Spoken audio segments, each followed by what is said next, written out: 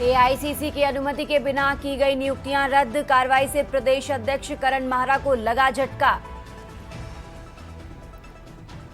उत्तराखंड में परिसीमन पूरा। अब निकायों के चुनाव के लिए ओबीसी सर्वे और वोटर लिस्ट संशोधन तेज। नीट यूजी काउंसलिंग का पहला चरण। सरकारी मेडिकल कॉलेजों में सीटें भरी, निजी कॉलेजों में कम रुझान। सरकारी प्राथमिक विद्यालयों में 52 चयनित शिक्षिकाओं की नियुक्ति लटकी। जाति प्रमाण पत्र का फंसा पेच। डरा रहा भूस्खलन, खराब ड्रेनेज सिस्टम, बारिश के पानी से खोखले हो रहे उत्तराखंड के पहाड़। सौर ऊर्जा प्रोजेक्ट की लागत घटेगी, बिजली के दाम भी कम मिलेंगे। नियामक आयोग लागू करेगा नया टैरिफ। आप देख रहे हैं के न्यूज, खबरों का सारथी। नमस्कार, आप देख रहे हैं के न्यूज इंडिया। मैं हूं आपके साथ तन्वी सक्सेना। खबर उत्तराखंड की शुरुआत करते हैं विकासनगर की खबर के साथ, और खबर आपको विकासनगर से बता रहे हैं, जहां भारतीय शिक्षा समिति उत्तराखंड के सहयोग से विद्या भारती अखिल भारतीय शिक्षण संस्थान द्वारा विकासनगर के सरस्वती विद्या मंदिर इंटर कॉलेज में खेल कूद प्रतियोगिता आयोजित की गई, जिसमें मुख्य अतिथि के तौर पर भाजपा के प्रदेश अध्यक्ष और राज्यसभा सांसद महेंद्र भट्ट ने शिरकत की। इस प्रतियोगिता में 14 संकुलों के अंतर्गत आने वाले 135 स्कूलों के 350 छात्र छात्राओं ने प्रतिभाग किया। इस कार्यक्रम के दौरान इस प्रतियोगिता के विजयी छात्र छात्राओं को राज्यसभा सांसद महेंद्र भट्ट द्वारा पुरस्कृत कर सम्मानित भी किया गया।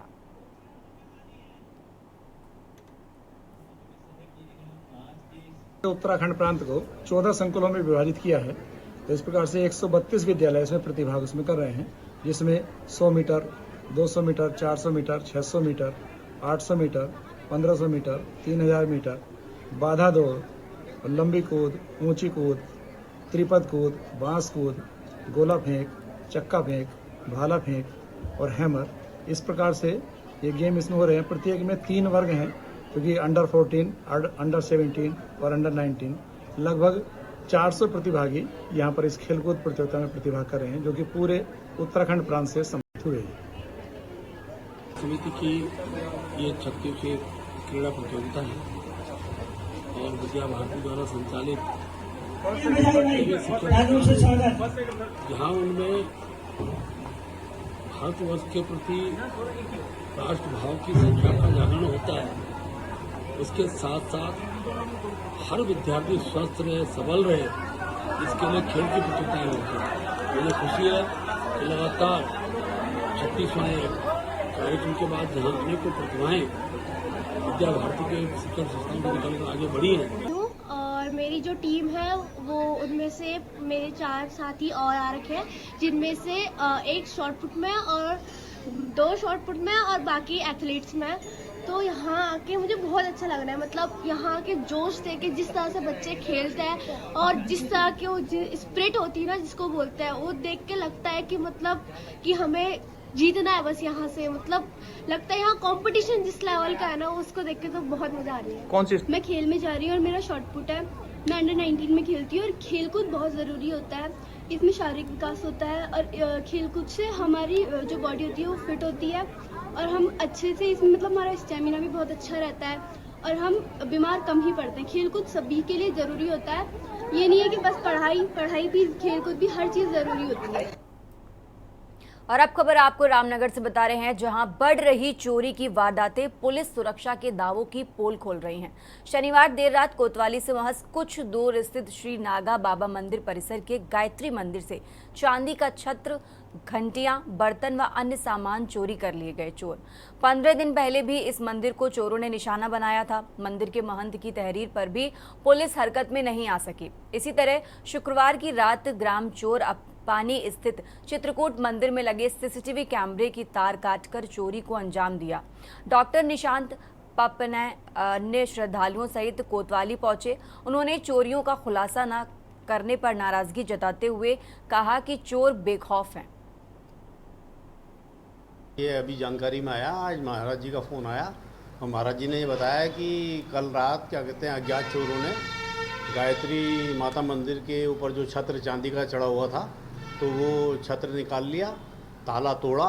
उसके बाद जो माता रानी के जो बर्तन इत्यादि थे मंदिर में वो भी यहाँ से निकाल के ले गए, और जो एक पीतल की घंटी थी वो उसे निकाल लिया। ये बड़े दुर्भाग्य का विषय है कि यहाँ से लगभग 50 से 70 मीटर पर थाना कोतवाली रामनगर की है, और उसके बावजूद भी लगातार चोरी की घटनाएं बढ़ती चली आ रही हैं। लगभग 15 दिन पहले 19 अगस्त को ये घटना यहाँ चोरी की इससे पहले भी हुई है। उसकी सूचना भी यहाँ के महाराज जी द्वारा थाना कोतवाली में दी। महाराज जी द्वारा भी हम लोगों को बताया गया कि थाने ने, कोतवाली ने उसकी जो प्राथमिकी यहाँ दर्ज कराई, उसकी रिसीविंग कॉपी उनको नहीं दी मोहर लगा के। उसके बाद आज ये 15 दिन के अंदर दूसरी घटना भी हो गई, और जब भी वहाँ संपर्क किया जाता है कोतवाली में तो कोई उचित कार्रवाई नहीं होती। और अब बात कर लेते हैं गणेश चतुर्थी की। रिद्धि सिद्धि के दाता गणपति बप्पा गाजे बाजे के साथ घरों और पंडालों में विराजमान हुए। इसके साथ ही 10 दिवसीय गणेश महोत्सव की शुरुआत हो गई। मूर्ति स्थापना से पहले शहर भर में गणपति बप्पा की भव्य शोभा यात्रा निकाली गई। वहीं आपको बता दें, भक्त गणेश भगवान के भजनों पर जमकर थिरके। वहीं देहरादून के मोती बाजार में मोती बाजार युवा समिति द्वारा गणपति बप्पा की स्थापना की गई। ये उनका 16वां गणपति महोत्सव है, जिसमें आयोजकों ने बताया कि हर साल हम गणपति उत्सव बड़े धूमधाम से मनाते हैं।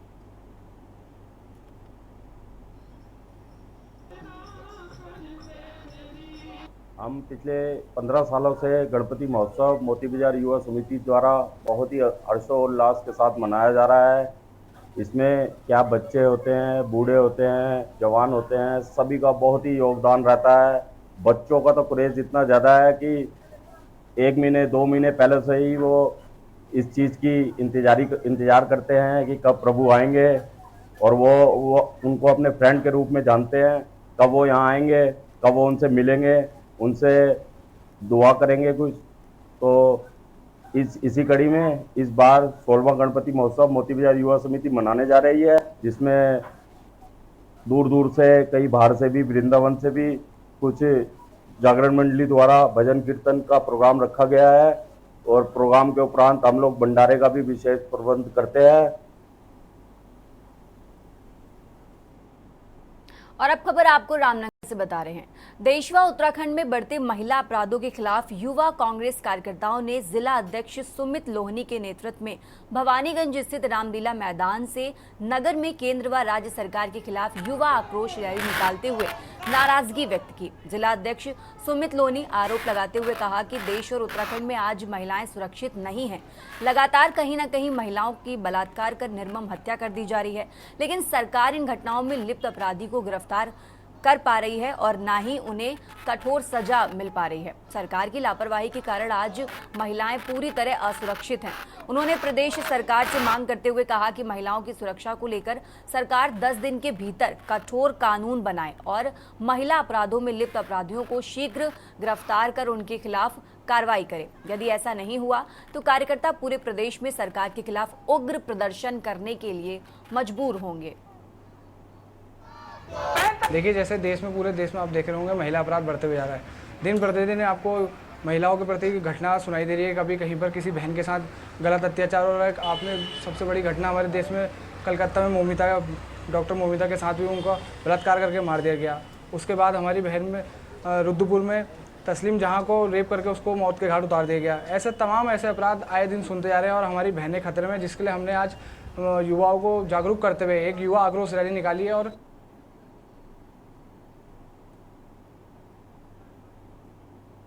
चलिए बढ़ते आगे खबरों में। श्री राम सेवक सभा मल्ली ताल में नंदा देवी महोत्सव का विधिवत पूजा अर्चना के बाद रंगारंग आगाज हो गया, जिसके बाद मुख्य अतिथि ने मां नंदा सुनंदा की मूर्तियां बनाने के लिए दल को ध्वज देकर कदली वृक्ष लाने के हेतु मंगोली के लिए रवाना किया, जहां देर रात कदली वृक्षों की पूजा अर्चना के बाद कल नैनीताल लाया जाएगा। इस बीच मां नंदा सुनंदा के जयकारों से सरोवर नगरी गूंज उठी। राम सेवक सभा कमेटी के महासचिव ने कहा कि नंदा देवी महोत्सव के 122 वर्ष के अवसर पर नगर को विशेष रूप से सजाया जाएगा और इसके साथ ही इस वर्ष कुमायूं के कल्चर को बढ़ावा देने के लिए जिलाधिकारी के निर्देश पर महोत्सव पर एक डॉक्यूमेंट्री फिल्म बनाई जा रही है ताकि महोत्सव को विश्व पटल अंतर्राष्ट्रीय पहचान मिल सके।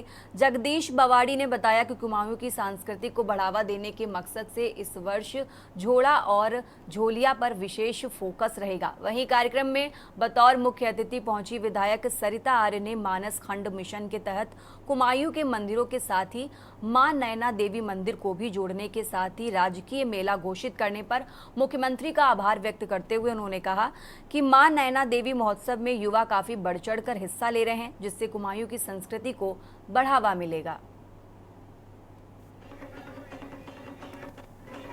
इस वर्ष जो कदली का वृक्ष है वो हमारे बहुत नजदीक में ग्राम है रोहड़ ग्राम, तो हम लोग जो है हमारा कदली वृक्ष दल अभी जो है वहाँ को रवाना हो रहा है और जिस गांव में जा रहा है वहाँ पर इतनी ज़्यादा इसकी इंतजारी है, बहुत प्रसन्न है वहाँ पर। वो कह रहे हैं क्योंकि जहाँ से कदली का वृक्ष आता है उसका मतलब है कि वहाँ से देवी इस वर्ष वहाँ से आ रही है, इसकी मान्यता बहुत है। इसी प्रकार से जो कदली वृक्ष दल कल जब आएगा तो पूरे नगर में इसका भ्रमण होगा, जिसमें छोटे बच्चे, स्कूली बच्चे, महिलाएं और यहाँ के बुजुर्ग लोग, गणमान्य लोग जो हैं अपने पूरे परिधानों में जो है पूरे नगर में घूमेंगे। हमारी संस्कृति को बचाने के लिए राम सेवक सभा कार्य कर रही है।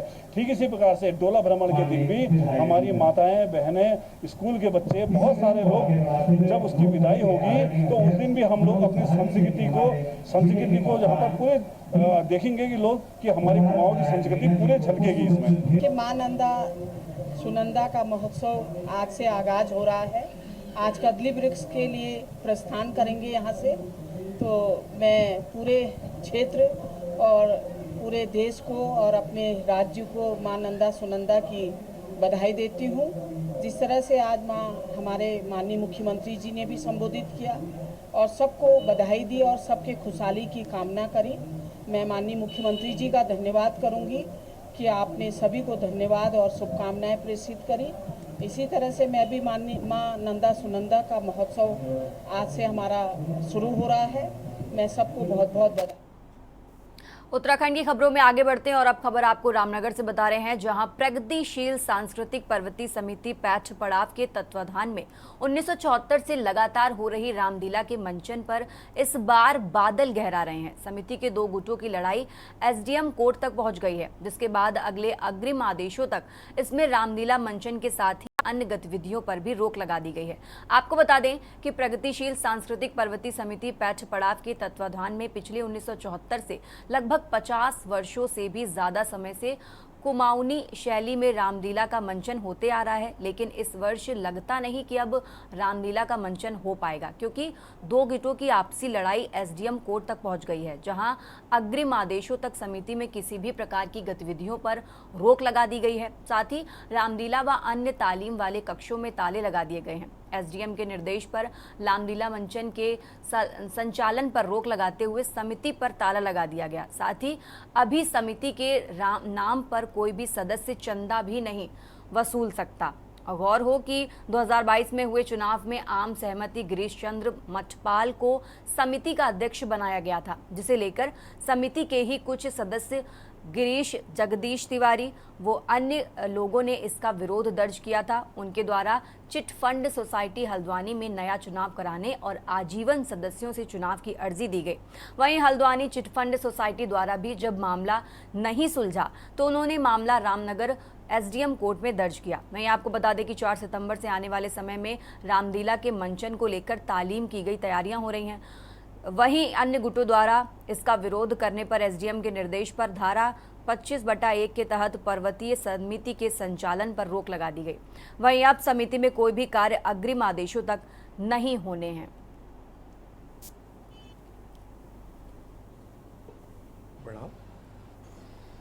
द्वितीय पक्ष या प्रथम पक्ष, कुछ लोग ऐसे हैं जो समिति को काफ़ी लंबे समय से चला रहे हैं, लेकिन उनके क्रियाकलापों पर आम सदस्यों द्वारा, आम जनमानस द्वारा कई बार टिप्पणियाँ उठाई गई और कई बार बैठकें हुई, जिनका परिणाम ये निकला कि सबकी राय एक ये थी कि नई समिति का गठन किया जाए, चुनावी प्रक्रिया पूरी की जाए और उसके अंतर्गत सारे क्रियाकलाप समिति के द्वारा किए जाएं।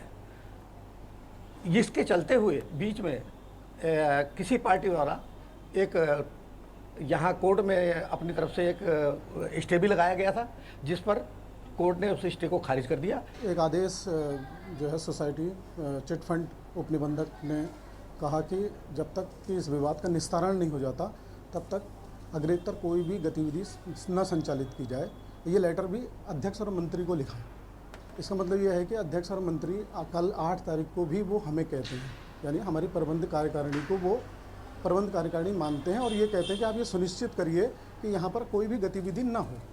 अब गतिविधि में तो कोई भी गतिविधि नहीं होगी तो इस रामलीला मंचन पर भी संकट था, क्योंकि हमने पहले से ही 4 तारीख को तालीम का उद्घाटन करने का दिन निश्चित किया था और हमने तालीम का उद्घाटन 4 तारीख को विधिवत करने के लिए जब हम यहाँ आए तो इसी लेटर को आधार बनाकर पुलिस प्रशासन ये आया, बोले आप जो है यहाँ रिहर्सल नहीं कर सकते क्योंकि इस पर रोक लगी हुई है। तो उन्होंने कहा कि हमने कहा भी यहाँ पर तो सारी गतिविधियाँ चल रही हैं, सारा कार्यक्रम यहाँ दिन में जलपान चल रहा है, रात को भी यहाँ जलपान चल रहा है और यहाँ पर पंचायतें हो रही हैं, अंदर जो है मीटिंग हो रही हैं, जो दूसरा पक्ष लगातार गतिविधि कर रहा है, तो इसका क्या केवल रामलीला के लिए ही यह रोक आप मानते हैं? तो वो पुलिस प्रशासन ने कहा ठीक है हम ताले लगाते हैं। तो उन्होंने दिखावे के लिए एक यहाँ गेट में ताला लगाया, उधर वाला गेट तो खुला है, चलो लोगों के आने जाने के लिए, तो उन्होंने केवल गेट पे ताला लगाया, दूसरा गेट खुला हुआ है और जो है तालीम हॉल, जो 2 तालीम हॉल हैं इन पर ताला लगाया, बाकी सारा जो है पूरा खुला हुआ है। खबर उत्तराखंड में यहाँ रुकेंगे एक छोटे से ब्रेक के लिए। आप देख रहे हैं की न्यूज़ खबरों। खबर उत्तराखंड में एक बार फिर से आप सभी का स्वागत है और रुक करते हैं खबरों का। और खबर आपको सितारगंज बता रहे हैं, जहां शहर के किच्छा रोड पर बड़े भाई ने छोटे भाई को चाकू से गोदकर मौत के घाट उतार दिया। दिन दहाड़े हुई हत्याकांड से आसपास सनसनी फैल गई। पुलिस ने हत्यारोपी भाई को हिरासत में ले लिया। हमलावर दूसरे राज्य से आया था। शहर के वार्ड नंबर 7 निवासी देवेंद्र पाल की इंजीनियरिंग के नाम से दुकान है। रविवार को देवेंद्र पाल सिंह दुकान में बैठे थे, तभी उनका बड़ा भाई पंजाब से आया। दोनों भाइयों के बीच में वार्ता हुई। आरोप है कि इस दौरान बड़े भाई ने देवेंद्र पाल सिंह की गर्दन पीठ में धारदार हथियार से कई वार कर दिए। देवेंद्र पाल सिंह के चीखने चिल्लाने पर आसपास के दुकानदार मौके पर की तरफ भागे। देवेंद्र पाल सिंह खून में लथपथ जमीन पर पड़े हुए मिले। सूचना पर तुरंत पुलिसकर्मी मौके पर पहुंचे और देवेंद्र पाल सिंह को किच्छा रोड के निजी अस्पताल में पहुंचाया, जहां डॉक्टरों ने देवेंद्र पाल सिंह को मृत घोषित कर दिया। वहीं दूसरी तरफ हमलावर को भागते हुए आसपास के लोगों ने पकड़ लिया, जिसके बाद आरोपी को पुलिस के हवाले कर दिया गया। हत्याकांड का मकसद अभी तक साफ नहीं हो पाया है। पुलिस हत्यारोपी से पूछताछ कर रही है। इससे पूर्व भी किच्छा रोड पर 2 हत्याएं हो चुकी हैं। सूचना पर पहुंचे CO BS Chauhan, SSI Kavindra Sharma ने घटनास्थल का मुआयना किया।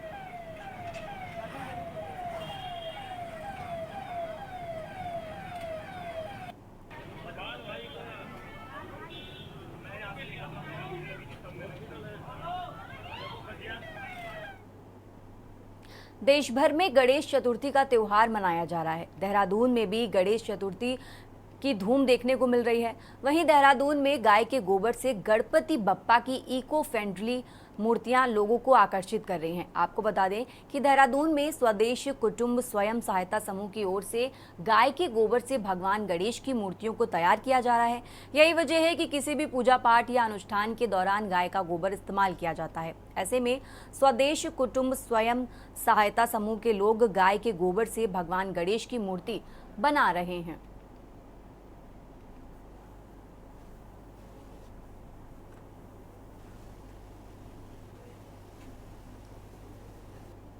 देश भर में आज गणेश चतुर्थी का त्योहार बड़े ही धूमधाम के साथ मनाया जा रहा है। उत्तराखंड राज्य में भी इसकी काफी धूम है।